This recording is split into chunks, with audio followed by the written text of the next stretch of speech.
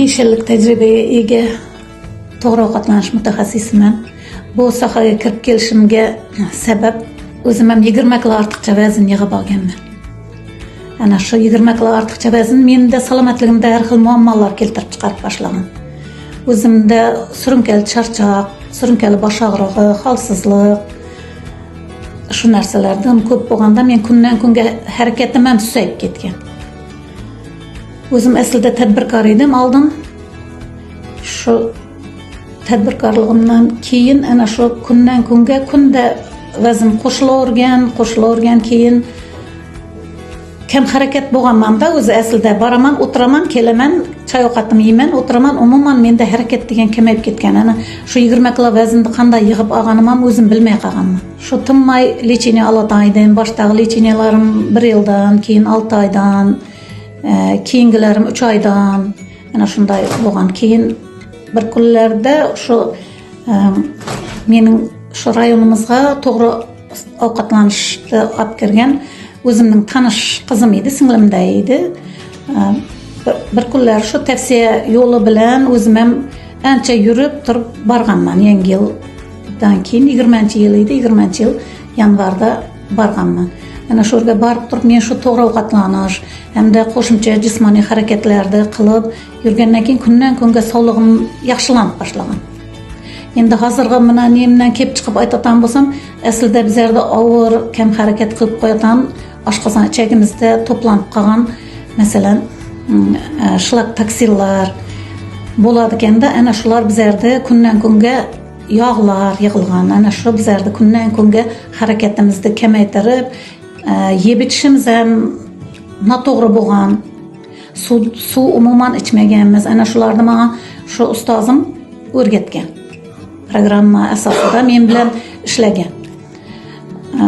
Shu baratan edik, borib to'g'ri ovqatlanishlarni qilaman, yozib bergan hamma narsasini qilaman. Bajar degan narsasini soatma-soat hammasini to'g'ri bajardim. Kundan kunga mendagi o'zim his qilishim yaxshi bo'ldi-da. O'zgarishlarim o'zim sezib boshladim. 5 yillik tajribamdan kelib chiqatan bo'lsam, men hozir shu yerda juda ko'plab insonlarga yordam berdim. Shu insonlarga yordam berish jarayonida men o'zim ham sog'lom bo'lib yuribman-da. Hozir menda ko'p odamlar, masalan, siz deydi yoshingizga nisbatan harakatlaringiz yaxshi deydi, chaqqon deydi-da harakatlaringiz deydi. Men o'zim ham his qilaman shuni, haqiqatdan ham shunday. Men yosh vaqtimda ham bunday energiyali bo'lmaganman-da.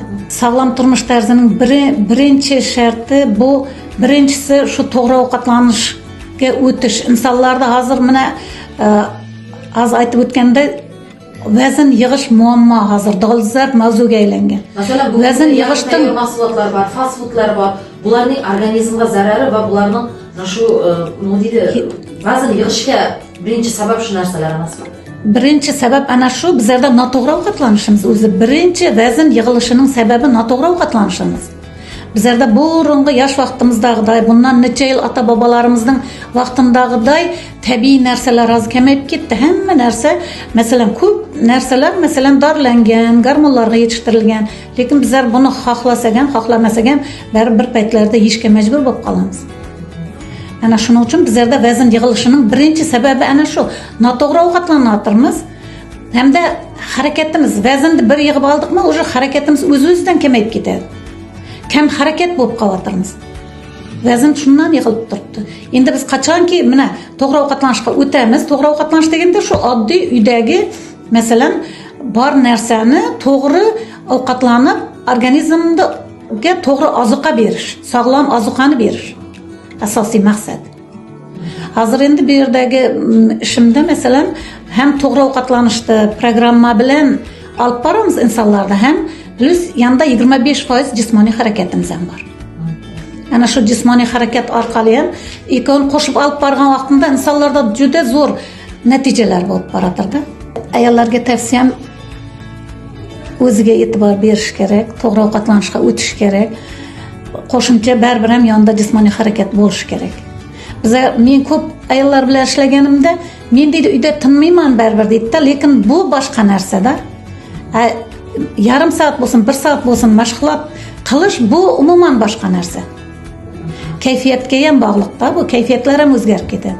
To'g'ri ovqatlanish hamda jismoniy harakat ikkovini birga qo'shib olib borgan vaqtda insonlarning sog'lig'i 70-75% ga yaxshi tomonga o'zgaradi. Bu kubogimiz Xorazmda 2023-yilda menimcha Xorazmda ana shu xuddi shunday to'g'ri ovqatlanish markazlari orasida bizlarda bayram bo'ladi.